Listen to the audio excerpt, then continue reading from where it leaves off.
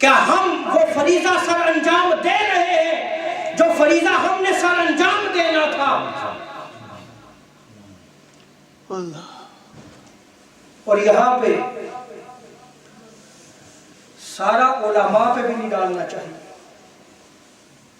روز قیامت آپ کی اولاد کے متعلق سب سے پہلے آپ سے سوال ہوگا.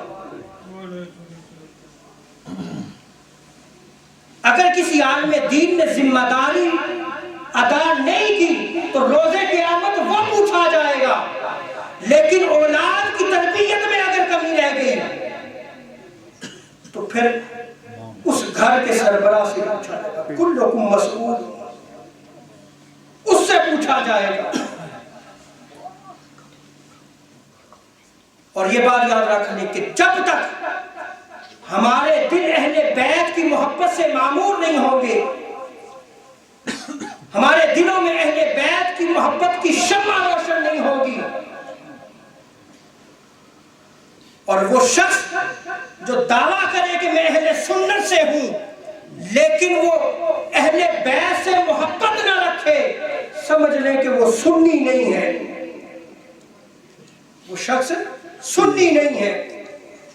اس لیے کہ جس شخص کے دل میں محبت اہل بیت نہیں ہے وہ شخص تو بے ایمان ہے.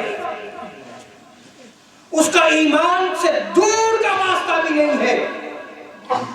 اس لیے کہ تاجدار کائنات صلی اللہ تعالی علیہ وسلم ارشاد فرماتے ہیں، مسند احمد بن حنبل میں نقل کیا گیا روایت، امام نسائی نے سنن الکبریٰ میں، امام حاکم نے المستدرک میں اس روایت کو نقل کیا ہے. حضرت عبداللہ ابن عباس رضی اللہ تعالی عنہما روایت نقل کرتے ہیں، قال رسول اللہ صلی اللہ تعالی علیہ وسلم لا يدخل قلب رجل ایمان حتى يحب للہ ولرسولہ ولقرابتہ. کسی شخص کے دل میں بھی ذرہ برابر ایمان بھی داخل نہیں ہو سکتا جب تک اللہ اور اس کے رسول اور میری قرابت کی وجہ سے میرے اہل بیت سے محبت نہ رکھے.